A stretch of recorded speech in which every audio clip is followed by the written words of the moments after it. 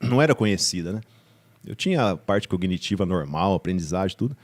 Acho que no meio da terceira série, no Antônio Dias, não sei, a síndrome do pânico, até hoje ela não é tão bem explicada, né? Hoje sabe-se que é isso, né?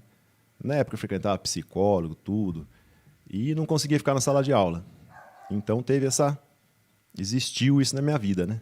Essa síndrome. Hoje eu conto assim para as pessoas, até como maneira de tentar ajudar quem tem isso, né? Caramba, você não conseguia... Eu tive um salto, né?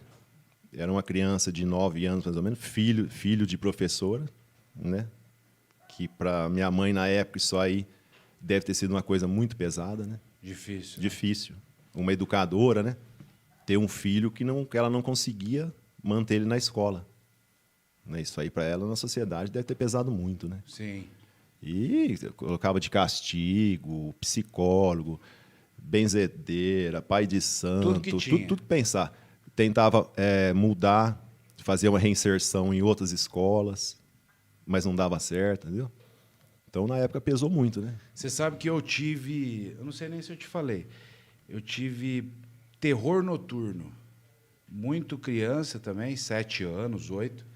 Eu acordava, quer dizer, não acordava, mas eu levantava da cama, sonâmbulo, chorando e gritando. Meu pai me segurava na parede assim, e ele fala até hoje que eu olhava para o infinito dentro do olho dele. É o tipo de pânico, né? E não tinha o que fizesse parar. Porque o pânico... Foi passando conforme a idade. O pânico dá um desarranjo, né? Um desarranjo no cérebro, na parte sináptica, que a pessoa ela não consegue raciocinar, né? Ela tem sintoma físico, tem taquicardia, tem todas essas coisas. Dá sudorese. E aquele tempo, isso era muito novo ainda, né? Não existia, assim... Ainda não tinha... E você tinha que idade? Tinha uns 9 anos, quando começou. E nada segurava na sala de aula. Nada segurava. Você não produzia, você não entendia, você não prestava atenção na aula. Porque ali você sente como se fosse... Você está ameaçado sem saber por quê. Né? A síndrome do pânico é essa, né? A sensação. Não, e tem que falar mesmo, tem que discutir, porque tem muita gente que acaba passando por isso sem saber, né? E tem vários níveis, né? Cada um... Tem pessoa que nunca vai ter, mas tem pessoa que desenvolve ela, seja diante de uma borboleta, diante de falar em público, no meu caso também, não chega a dar pânico, né? Só uma dificuldade. Está começando a se soltar já? Já está começando. Tem gente que não consegue multidão, né? Animal peçonhento, tem gente que entra em pânico. Tem gente que entra em pânico até de chegar no serviço, um serviço novo, um curso novo, uma situação nova da vida. A pessoa, naquele determinado momento, ela vai travar. O pânico ela pode desenvolver e atrapalhar a vida dela. E como que você lidou com isso? Você lembra dessa época? Você tem memória? Foi muito difícil, hein? Foi. Porque eu queria ir e não conseguia. Aí travava. Minha mãe tentava de tudo, né? Minha mãe foi uma guerreira do meu lado, né? Nunca desistiu. No começo, punha de castigo, tantas horas que eu ficava atrás da porta, né? Porque ela falava, se você não ficar o mesmo horário que você ficar na sala de aula, você vai ficar de castigo atrás da porta e olhando. Hoje, às vezes, que eu vou fazer algum servicinho de pintar uma porta, alguma coisa, né? Fazendo um bico para mim mesmo, né? Eu até passo mal. Eu falo, nossa, estou lembrando de tanto que eu ficava de castigo atrás da porta. Eu tinha uma cadeirona no quarto dela. Eu falou, se você não ficar... Já que você não vai ficar às 4 horas na sala de aula, você vai ficar às 4 horas sentado nessa cadeirona. Entendeu? Mas não fazia isso por maldade, porque não tinha o que fazer, né? Sim. Psicólogo, frequentava. Não, imagina isso entendeu? Aquele tempo, 20 né? anos atrás, 25. E pesava muito nela, né, coitada? Educadora, não conseguia pôr o filho na escola, né? Mas hoje superou. E levaram 10 anos para mim conseguir voltar a estudar. Você lembra quando você superou? Teve um fato ou foi melhorando devagar? Foi melhorando com a idade. Com a idade? Com a idade. Fui voltar depois de 9, 10 anos. Caramba. Sem frequentar. A parte social, né? Uma criança assim... A gente nasceu em Tambaú, todo mundo conhece. Sim. Né? Então, a parte social, aquela criança era diferente, né? Por que essa criança não está frequentando a escola, né? Sendo que é filho de fulano, de ciclano, né? O que tem de errado, né? Até as outras crianças, os outros pais falavam, não tenha contato com aquela pessoa, não. Você parecia que estava com alguma doença contagiosa. Porque os outros pais tinham medo, que ninguém conhecia aquilo, né? Então, eles tinham medo de você tentar influenciar as outras pessoas a não frequentar a escola, sendo que não era nada daquilo, né? Sim. Mas também, e não era culpa dessas crianças também, nem dos pais deles também, né? Era muito novo aquilo, né? E eu acho que a maioria dessas coisas vem sendo discutido abertamente mesmo do quê? 5 anos para cá?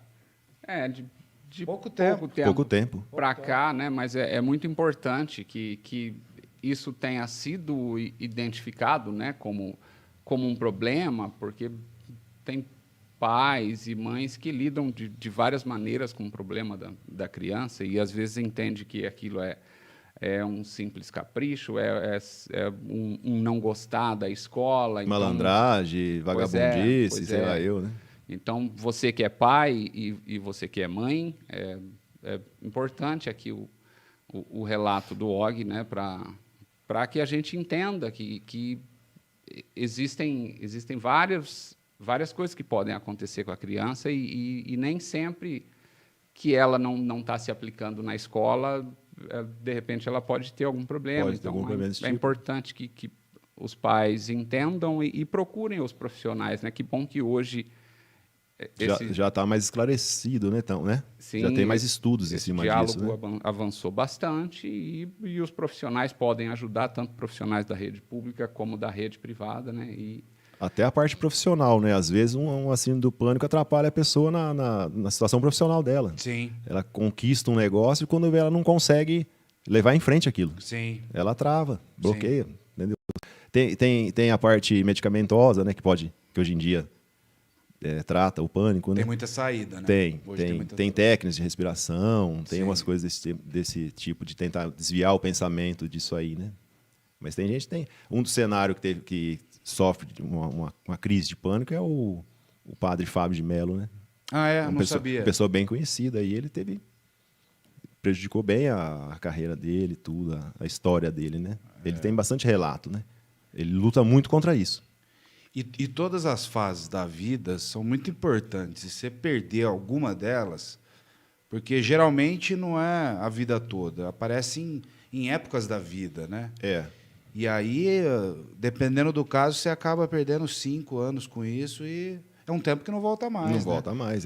Numa infância, numa adolescência, Aquela situação de frequentar uma escola ali não existiu naquela idade, né? Entendeu? Foi vamos dizer, uma lacuna ali que ficou, né? Sim. Foi uma ponte, né? Não existiu. Sim. Aquele convívio, né? Com aquela idade, com a molecada na escola, essas coisas. E aí, mais tarde, você conseguiu retornar. Consegui retornar. Mesmo assim, no começo ainda dava uns lapsos, né? De tentar voltar. Aí, com mais idade, um pouco mais de... Não sei se foi a própria maturidade, assim, que foi... Né? Mas sentia também um pouquinho, sim, daquele um pequeno pânico, um pequeno medo do retorno também. Né? No começo... Mas aí foi em frente, consegui voltar, corri atrás do prejuízo, né? Estudei, foi... E foi? Foi bem. E nesse tempo, você era uma criança que brincava, que jogava bola. O que você fez? Você jogou bola? Você fez musculação? Praticava esporte. A geração nossa praticou esporte, né? Não tinha assim, esses recursos que a molecada tem hoje aí, tecnológico, né? A gente era ir para a rua mesmo, né? Tinha a fase que eu fiquei, né? Tinha o castigo que a mãe impunha, né? Você não tá lá, mas você tem que... Então, você tem que ficar aqui também. Você não vai ficar solto no horário que você não está na escola, porque ela não sabia, né? Ela não entendia que era aquilo, né? Mas aí tinha os períodos que saía normal, né? Jogar bola, igual todo mundo faz tudo, né? Praticar as coisas, capoeira, tudo. Esporte de rua que tinha aí, que todo mundo, a molecada fazia, né? Os tacos da vida.